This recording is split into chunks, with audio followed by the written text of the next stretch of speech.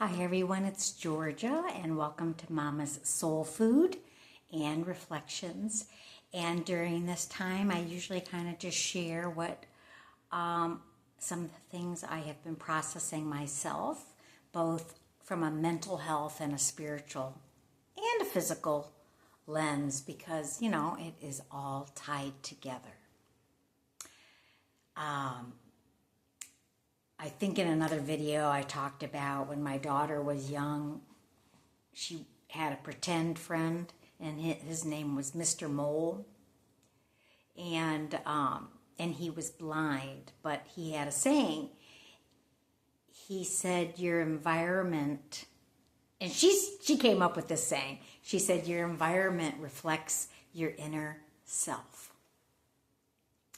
And I have been doing that and thinking about that because I am physically in a new space, and I'll share a little bit more about that. But that has always meant to me that the environment of my mind, the environment of who I am within, creates my exterior life. And if I can be honest about my journey of both healing and empowerment, it has been really about making sure that the environment of my mind and my inner life is giving birth to a life experience that is something that brings me minimally peace and happiness. So I have been really just working on my inner life as a way of creating the catalyst for my outer life, whether that's professionally, friends, relationships, connections in the community, my home life. It's all very true that when they say, what you think about attracts what you experience. So for me, it's been a journey of having thoughts that resonate with who I really am more and what I believe to be true about my potential and what I believe to be true about life. That it is a good thing. It's hard to think about life as a good thing, especially when we have so much chaos going around us. But the principle is the same. What we think about, what we hold as individuals, creates our external life, not just in our physical environments, but in our communities. So when people talk to me about being upset about the political forces that are emerging that do not hold the energy of peace or love, to put it mildly, all I have to say sort of is, do you know what? All of that is around us is a creation of our own. I mean, I did not put criminals in office, but maybe my own willingness to not stand up for certain beliefs and values contributed to that over time. In other words, we as a society have made our outer experience. And this has gotten me thinking because I believe more in the power of our ability to create an environment. I believe in our own creation ability more than I believe in politics. Politics is wrought with too many people and too many personal agendas. process, excuse me, of creating external change, thus, is slow. But as people, every single day, what we choose to think about and put out into the world creates that environment. So my personal experiment,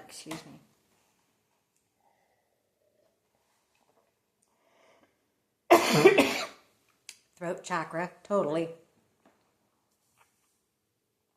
My personal experiment has been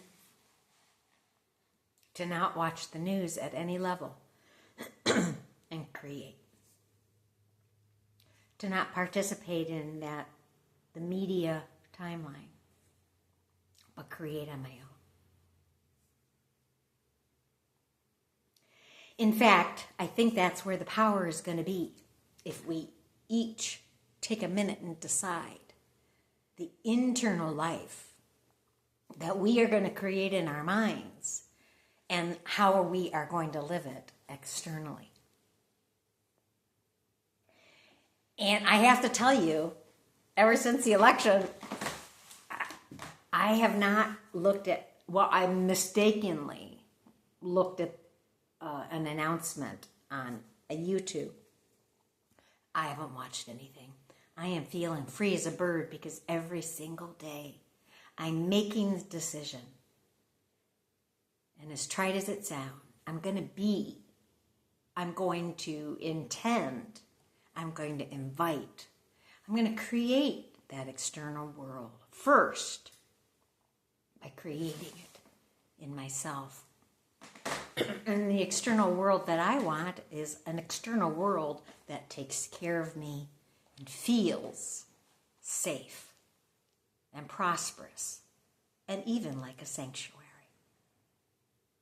So for me, you can bet that the first thing I'm going to do within myself is know that I am safe, to make myself safe and secure and prosperous within my mind and to the best of my ability. And then I'm going to make a home in an environment that resonates with that. And then I'm going to spend time with people that resonate with that. Because as creators of our world, it is time for us to take responsibility on the personal level by taking responsibility on the personal level. Yes, voting matters. Yes, involvement in the community matters. Yes, sharing your voice in safe and healthy and productive ways matters. But my life, my personal life, which is really most of what I try to have control over, I'm not in charge of the whole world. This matters too. And this little life of mine, it's going to be something that I'm going to shine in the midst of a world. And if we all kind of start shining, who knows? Remember that song, This Little Light of Mine? This little light of mine, I'm going to let it shine. This little light of mine, I'm gonna let it shine. This little light of mine, I'm gonna let it shine. Let it shine, let it shine, let it shine. That's my point. That's what we can do, at least. Shine in our own environments, in our own minds, with things minimally that ignite your passions and feel good and feel like home. So on that note, I just been needing to say that. everybody's all upset about the politics, and, I'm not going to lie, I am too, if I think that they are important, but they are fleeting. And it is the energy of what we are creating in our lives. It is the sanctuaries that we are creating in our hearts and our lives and in our environments. Those are the things that are going to rebuild our communities. And that is our responsibility. So once again, I'm going to share some thoughts from the Abraham and Esther and Jerry Hicks, the well-being cards of Abraham. And I'm just going to kind of randomly pick one, see what happens.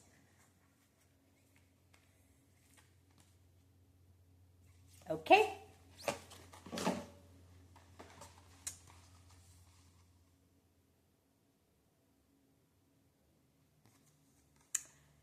The secret of creating anything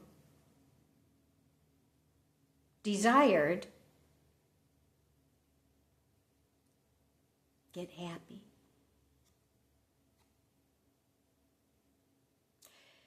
As you practice happy thoughts, you practice your connection with Source, well-being, and well-being. From your place of being happy, you have access to all that you desire. And you know what? I have to tell you, since I have really let myself be okay creating a happy space in my mind and my home, this sense of happy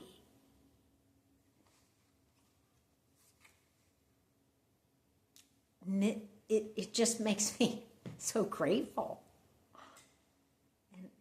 And then I say thank you to God. And I say thank you to God many, many times a day. And I always have. But when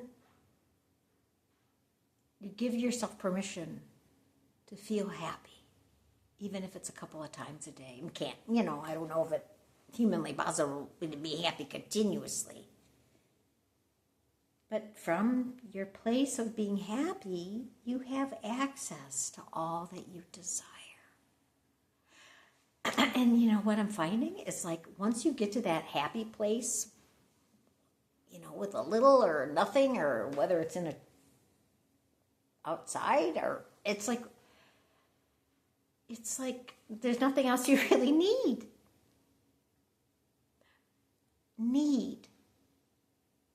of anything slips away.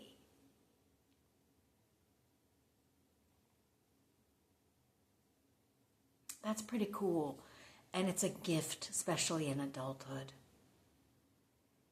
Because if we kind of learn that happiness from within, it's just the fountain of fulfillment. It's once you figure that out, it takes so little to feel fulfilled. Even if there are griefs and tragedies and betrayals in the human experience, those few minutes a day of a happy place is your gift. It's your reminder. You're capable of creating that connection to yourself and Source and well-being. Well, I hope that's helpful. I'll be sharing more about my space. It's just a wonderful healing haven. And that's what I hope it becomes. Not just for myself, but for others. Have a great day. Bye-bye.